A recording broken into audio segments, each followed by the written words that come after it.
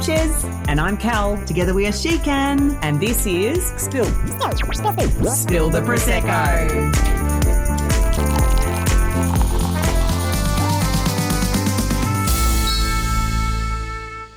Welcome back. Episode 4, season 3. Oh my gosh. We are hammering through this. We are having such a fun time. I know. It feels a little different. We got very used to the dream house, didn't we? Yeah, I really love the dream house. This is so fun to be able to experience, but I guess we're creatures of habit in some things. Yes, we just really love everything that Anna and Ryan have to offer at the dream house. Betcha. Yeah. Alrighty. So what's been giving? This one's a bit of a fun one. So what's been giving? Well, this episode we actually want to talk about, well, essentially I think it's authenticity. Yeah. And so what's been giving is probably the shift up with the social media. Yep. Whether or not that's a firm business decision, I've got no idea. But just the joy that we've had in creating some really fun I will say, reels. When you say if it's a firm business decision, no. But anytime we've been forced to create or we've followed the plan or we've, this is what the algorithm says, or we've done this course and follow these steps. This is how you get new followers. This is how it just never worked for us. No. I can't remember a time that I was like, that was fucking brilliant. Like, we need to just keep doing that. I don't ever remember that. Anytime it felt forced. And when I say forced, I'm not even scripting. It's like, you speak on Monday, I'll speak on Tuesday. Like, even that didn't work because it just never felt like us. No, and even winding the clock even back further when we used to do the videos for the Facebook ads. And again, they weren't scripted, but they were essentially sharing who might be the woman that would come to our free workshop and what they might get out of it. And it was like, you would always start like, oh, it's Shez and Kell from She Can, and we would still flow. I mean, there would be lots of takes. Like, it'd be like, oh, fuck that up. Okay, start again. Not like the podcast. No. And so, but even that, whilst it clearly served a purpose and did its job back then, we never loved that type of content either. No, it's really funny. And then trying to create reels or create anything to put onto the grid that felt like us when we were not running an event was a real challenge, because it's like, when we're at an event, we can shoot footage, we can talk about what we're doing, we can share stories.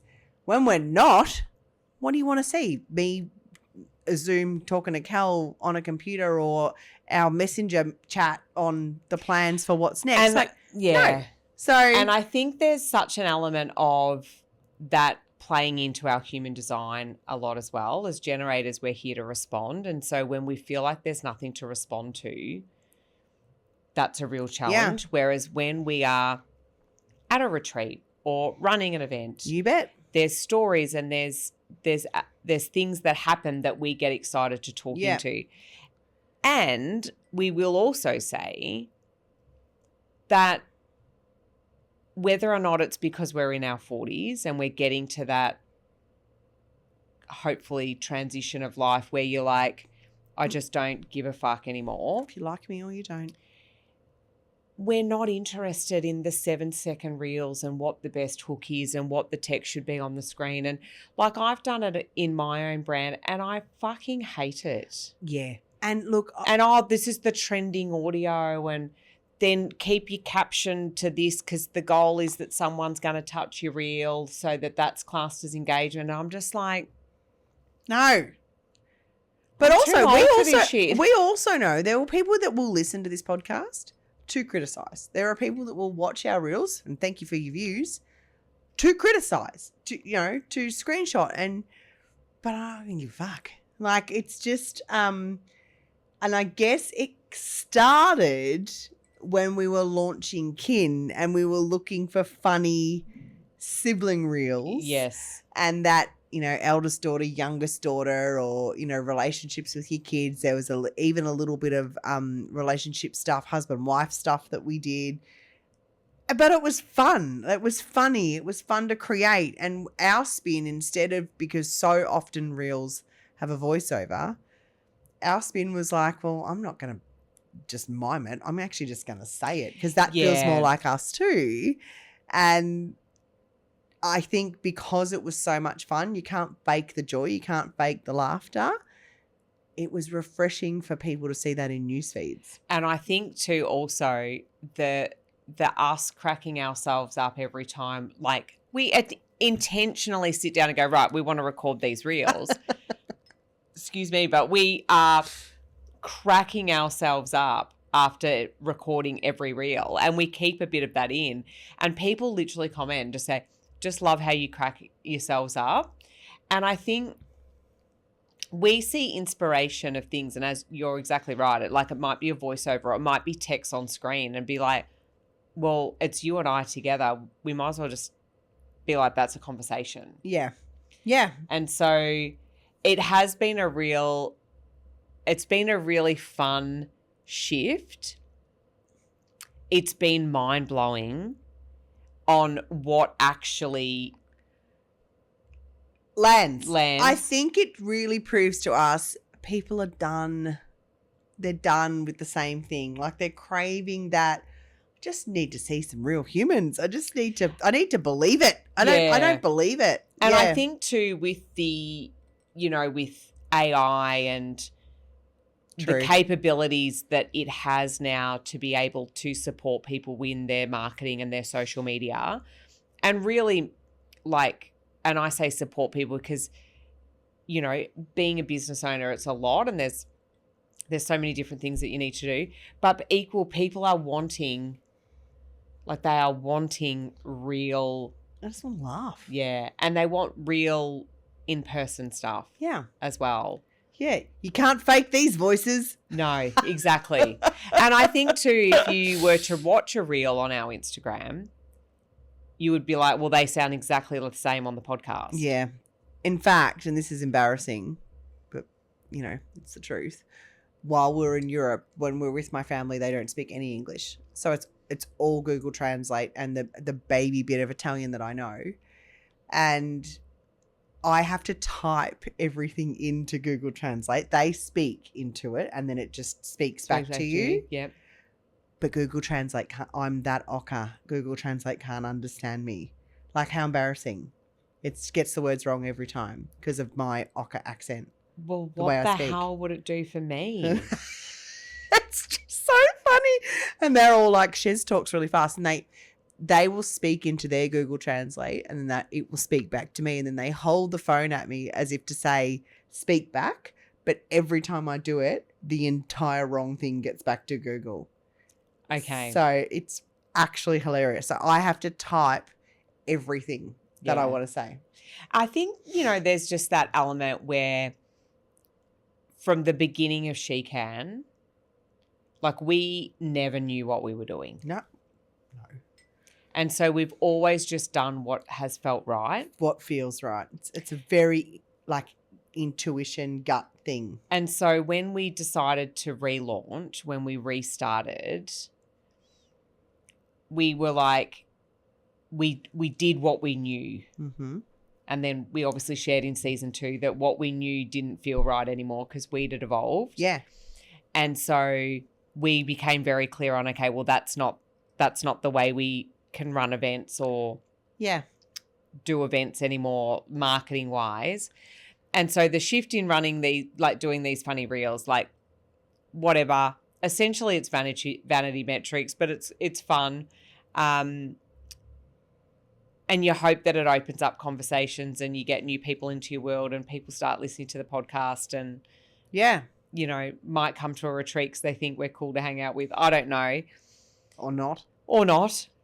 But there is something very freeing in getting to a point in your life where you're just like, it's not that you don't care, It's just that you don't let it, like, as long as it's aligned, as long as it feels authentic, you're happy to do it. Absolutely. Regardless of the outcome, maybe. Absolutely. Yeah. Yeah. And it's just been so fun. And there's no second guessing as we go to record them. It's just like smash it out, get it done, smash it out. Like we wrote a list of 20 reels that we wanted to smash out while we were together, you know, absolutely optimal time working together. So let's like get as much done as we can. And it wasn't even hard. It was so much fun. The hardest thing was the fact that we got to drink one bottle of Prosecco in 2 taken, hours. Never taken so long. We were tipping it back in the bottle. Into the bottle. Never done that in my life Sacrilege, before. like honestly. Yeah. And just the behind the scenes, there is one reel where it's Kell's pouring Prosecco onto an umbrella and I'm drinking. It's absolutely not Prosecco. It's all the shit leftover drinks from my girls' parties that they've had at our house that people have left behind. And we poured it all in like a foul mix of just disgustingness into a Prosecco bottle. And we actually drank it. But essentially, I think... But I wasn't wasting Prosecco spilling it over an umbrella. Absolutely not. And I think essentially, like our message, we would want the message to be is that there is an external pressure for women to fit into a certain box. And agree. If you're in business and you're using social media for marketing, there just appears to be a different rule every week based on the algorithm and what it's wanting. And it's either a carousel or it's a 7-second reel and then it's long form. And then I heard this term yap videos, which I think we could do a yap video, no problems. But that's it, like a yap video. You talk for 5 minutes and you pull out the key parts and you make that a reel. And I'm just like, ugh. To me, it feels staged. Yeah. And hard work. It's like, imagine editing our podcast. Oh, God, no. Not a chance. No. We trim off the start and the end and that's it. Yeah. And I think, too, there's such a, like, people want to feel like they're getting it right. Agree. But through that process, everything just becomes the same. Yeah, I agree. Yeah. And I've done it. I've done it too. We've done it together. We've been like, right, so this is what they're telling us to do. So we'll do this. And just doesn't land. It's shit. Like we don't like doing it. So we definitely don't like watching it. So we know for a fact that anyone that follows us, it's not going to land for them either. And I also think too, like how does someone new, and I guess maybe what we do is a little bit different, but how does someone new get to know who we are and whether or not they would want to come to a small event or a retreat from a B-roll reel with a hook and text on the screen? Ugh. I know. And I mean, that's only one component. But I'm just, it's been a really interesting shift for us and one that I think I also understand it. We also understand it from a human design perspective as well, is Absolutely. That if it doesn't bring us joy, if it doesn't excite us, then it's just not going to land. Agreed. Yeah. Yeah. One. Amazing. All right. So road test or red flag? Okay. Yeah. Well, I know. Yeah. You start. It's probably not a road test, but it's just I guess it's when I'm talking about when we road test authenticity. For such a long time, I've had Botox every 3 months since about 35, maybe a little bit younger, maybe, and like religious. And then about it's 18 months now. About 18 months ago, I saw about 18 months. Do you reckon? Oh, mate, time goes so fast. When was the rebrand? The rebrand was January 2025. So whatever that is, 14 months ago. So it's 14 months ago. So, because I remember I didn't get it just before the rebrand. And I remember thinking, oh, I'm a month out. I probably should.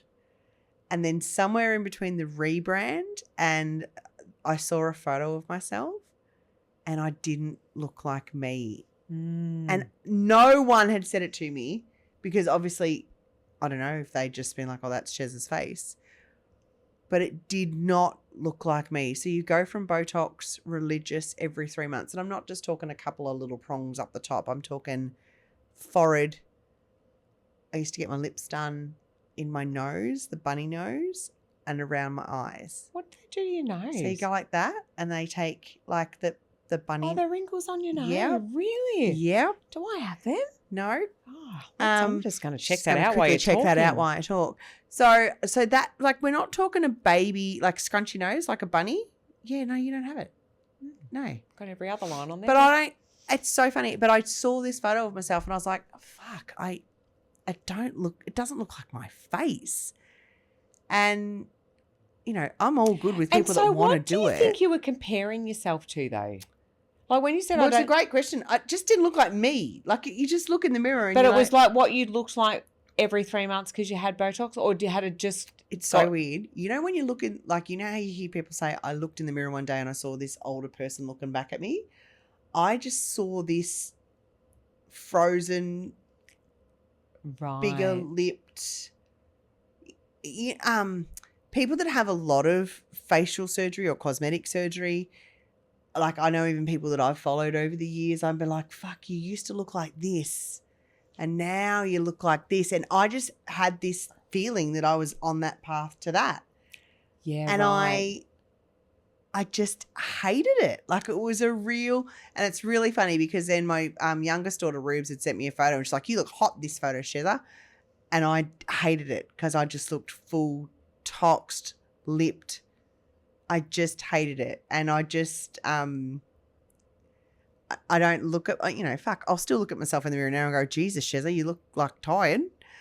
But it doesn't make me go and get Botox. It's really funny. Like, for someone that used to love the feeling of the smooth forehead, like, it doesn't enter in now. I don't know. Look, again, we say shit and I might be on season 4 saying I went back and got it. I don't know. Because you're allowed to change your mind. Because you are allowed to change your mind. But it's for someone who is religious every 3 months, religious, to just you don't have hardly any wrinkles. And it's just not, I just don't. Yeah, it's really funny. I just left it and I'm great. I'm really great about it. Like, there's a real season that I'm in of just embracing and loving yourself that I've never had before. Yeah. Like, yeah, ever. So doesn't mean you don't have days of self-doubt and, you know, stuff creeps in. I'm so far from perfect, but it's just so different to what it used to be. Yeah. Okay. Yeah. It's really random. Yeah. But yeah, that's something for me. Yeah. Awesome. So, and mine is, and I think we did we mention it on season 2? I know we maybe mentioned it, but I have decided to get explant surgery. So I got my breast implants 2014. What are we, 20? Yeah, so February 2014, I think it was. So they're 12 years. I have absolutely loved them. I have had no problems. I haven't that condition that I know some women experience after having them. I don't believe they've affected my health, hormones, anything at all. But they do say between 10 and 15 years, you probably need to have a look at doing something else. And I'm just have made the decision that my opinion around health and well-being has changed considerably more from a medical standpoint. And so I'm just like, well, I just wouldn't get them out to put them back in. Yeah. So, the end of July, early August, I will have them out. I'm seeing a surgeon in Brisbane. Ben Green is his name, and he's an endocrine specialist. So when you see him, there ain't no putting anything back in. Like, if you're choosing him. And so he will do a full scrape, get as much of, like, leave nothing behind if he can. I mean, the nothing is 100%. He did ask me when I went for my consultation, did I want to lift? Did I have expectations of what they might look like? And I was like, just get them out. Like, let's just, and it had been interesting because I'd said to Shez, I said, I feel like my boobs have got bigger. Yeah. And there are times, particularly like in the gym, I'm like, you might be doing things and I think, my God, like they're just, and they're not enormous, but I'm just like, oh my God, I just feel all boobs. And what I've since learnt from going to my consultation, so obviously they do an examination and he like squeezes them to find out where the breast tissue is and where the implant is. Yep. And he squeezed them and he goes, that's your breast tissue. So they didn't get bigger? Pretty sure they're not got any bigger. I was like, oh, that's a little bit sad. So what I think, what I believe has happened is that gravity has taken hold, of course, and so that when I put a crop top on or put a bra on, it lifts them from where gravity's taken them, and so they feel bigger because they're close sitting, to your face, which is where they would have been when I first had them. Of course. But anyway, so yeah, that's that. It's a huge thing. It's a huge thing. And it's really interesting because I feel like now I would prefer to them to be like less than just, I used to call them sand in socks without the sand. Mm-hmm.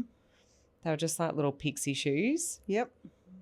Anyway, it will be what it will be. Yeah. But it sounds relatively straightforward. Do you still envisage being like a no bra girl? Just throw the singlet top over the top? That would be my goal. But if there's enough there for it to then look weird, I'd be like, oh, what do you do? Sort it out. Yeah. Do you think you'll have to change your wardrobe? Yes. Yeah. Mm. Because I can remember when I got them and I had to learn how to dress them. Yeah. And as a personal stylist, I was like, okay, this is new because necklines changed. Yeah. And then obviously you get to the point where it's like, well, you don't need to have a bra. They just sit there. But they are Perfect. also under the muscle. Yeah. So they do look very natural. Yeah, It's but like you're so 10 foot tall and bulletproof in this decision. Yeah. But equally, like I said to Ben at my consultation, I said, look, I just think I get them out. And then, as we always say, in 3 years' time, I might be like, oh my God, I hate them. Well, I would never get implants again. That's my personal feeling right now.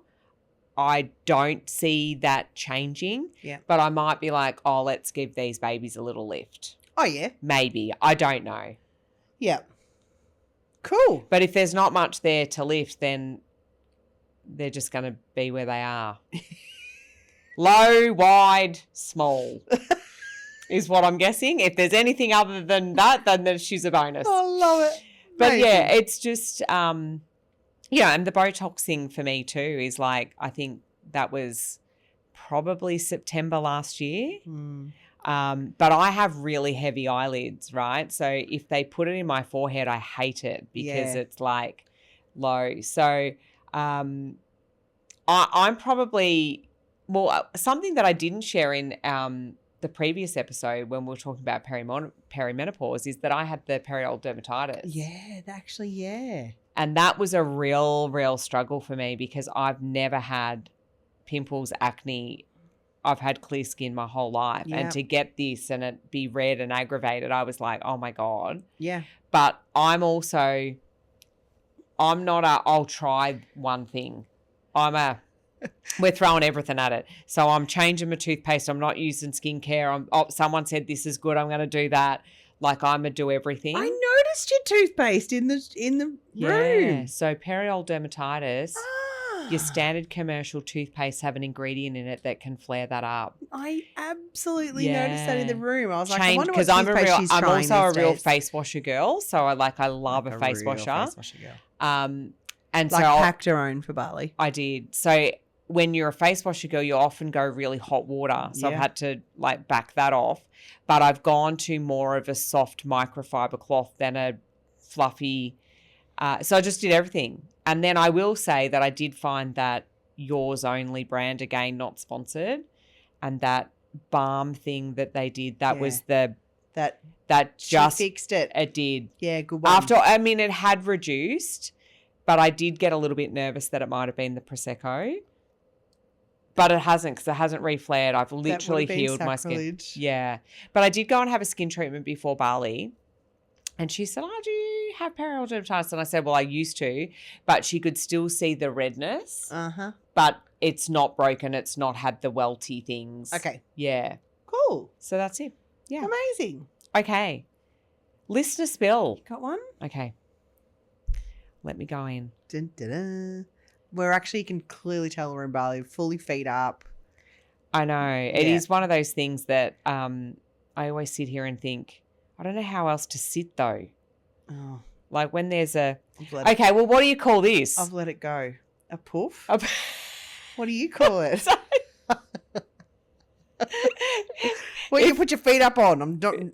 If you're watching the podcast... I'm sorry. We've got... well, that's exactly what we call it, a poof. But it's exactly what we call it. Yeah. Write in and tell us what you call them, because... What do you call the thing you put your feet up on? Yes. Yeah. That's funny. Okay. So, mental health around love loss and loss. Ooh. Okay. And I'm assuming it's essentially maybe how do you navigate that? What are some things that you could do? Yeah, okay. What can I share in this space? I guess we've lost. I'll start with loss. Recently, in January, my grandpa passed away. Absolutely heartbreaking to see, and you would have experienced when Granddad died.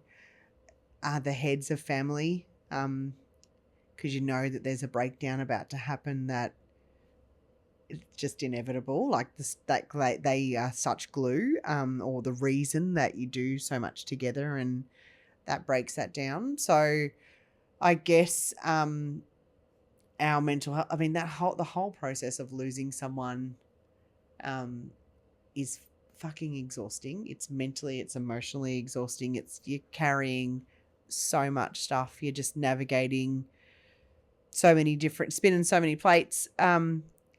I guess it's surrounding yourself, which I think is something we will talk about, really picking who your people are and your inner circle, and surrounding yourself with that, being not strategic, but mindful of who you share and offload with, and, you know, who gets your whole story and who just gets enough to just, you know, tie it over.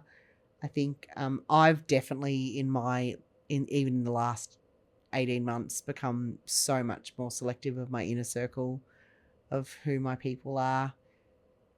And I'm really good with it. I'm really okay with it. You know, you used to think you needed the mammoth of friends or the big circles, and you know, you don't. You just need ones of incredible value.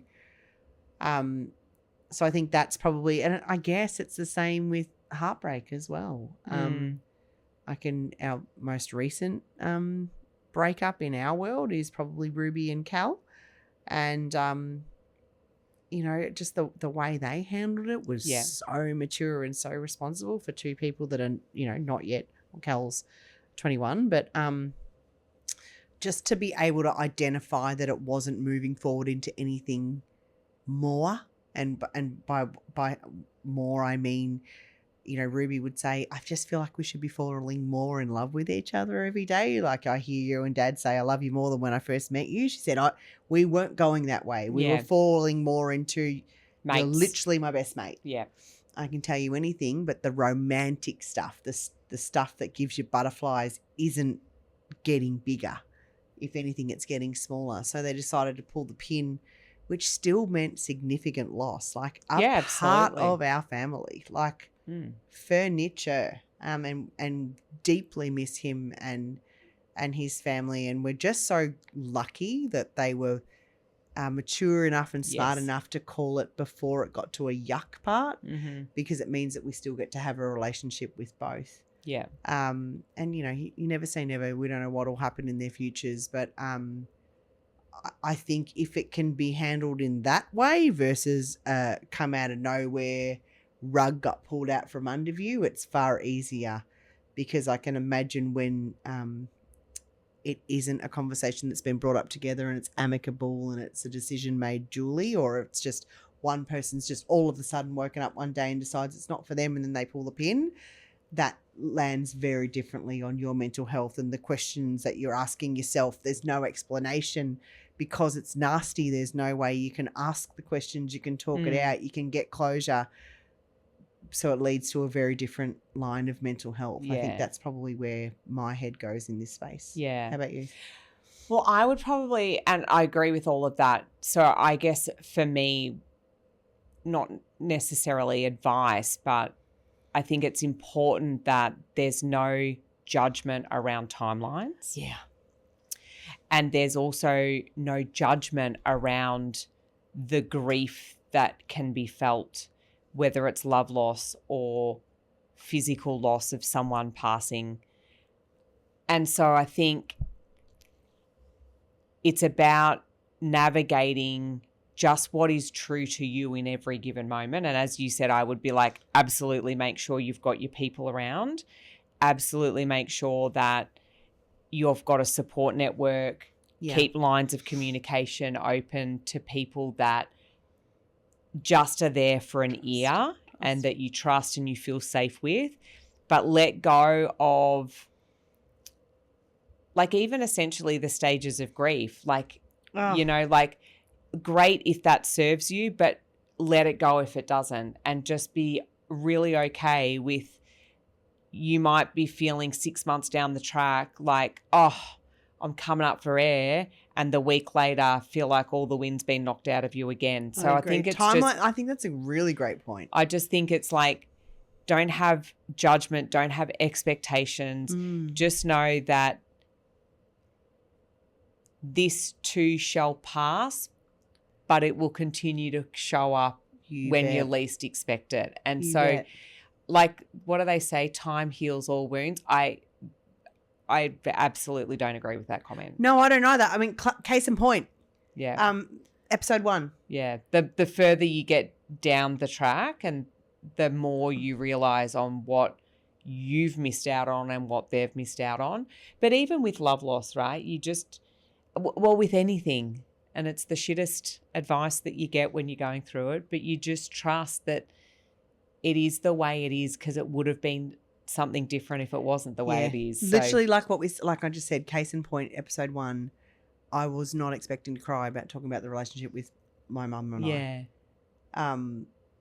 You know, we used to share the story at She Can.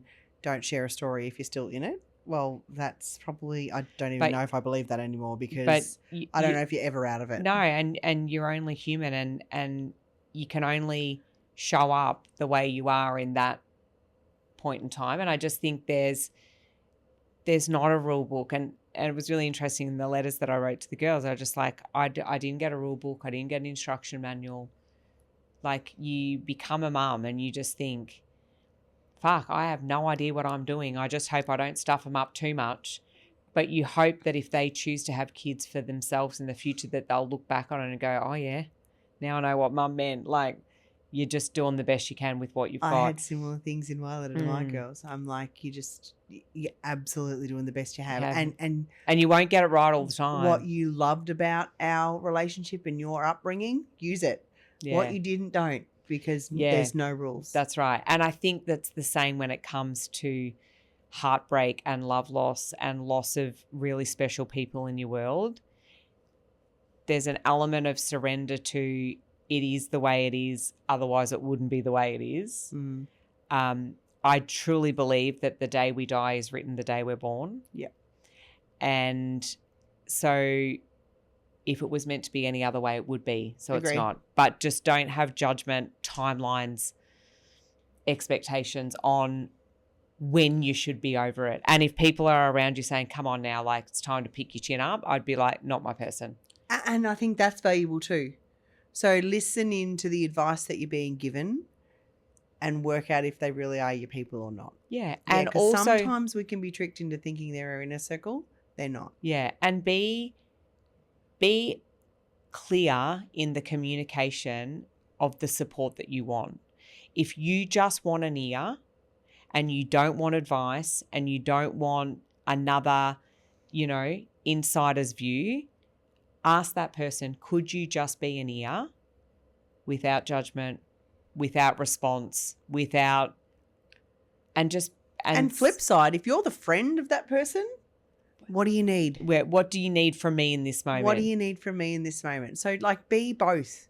Do you want me to respond? Do you want me to chime in? Do you want me to be encouraging? Do you want me to be the... And if you're like, I don't know what I need, then you be that, here's what I think you need. I think you just need to say everything and I'm just going to sit here and let you be heard. And then if there's days where you're like, I actually need you to be an unreasonable friend and tell me to get my head out of my ass, then find that person as well. Also, Kell's phone number is. All right. Amazing. That was a good question. That was a really good question. And I hope we answered it. I think it'll serve. Yeah. Yeah. Before we go.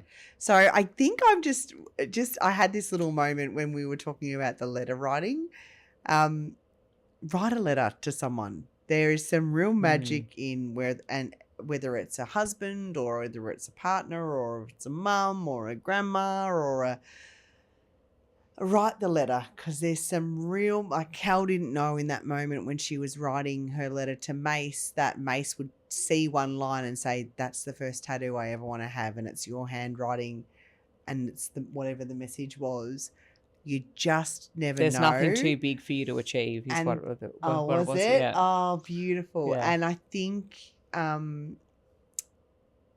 as we get older, the idea, like I remember as a little kid, we would write letters to grandma all the time and she would always write letters to us back. Like I can actually remember her address, RMB 1041 Nathea. Like you can, because you posted letters. Yeah. It's so nice to receive a handwritten letter. Yeah. So write the letter. That's my Yeah. And like I feel grateful that, going back to mum, like we had that week short of 6 months. And so she did write us all letters. And my sister's friend at the time made resin jewelry and she photocopied the letter and cut words of mum's letter to me out and put it on beautiful vintage fabric and then covered in resin with timber. And so amazing. But equally, if you're feeling grief or there's loss and that person has passed or that person's no longer in your life and you feel that there would be healing in writing them a letter even though they'll never get it, still write the letter. I agree. Yeah. Yeah, it's probably the perfect bow on it, actually. Yeah. Amazing. And Thanks for joining us. Cheers. We're out. We're about to pop another bottle. We are. We'll see you back here for episode 5. Bye, guys. Bye.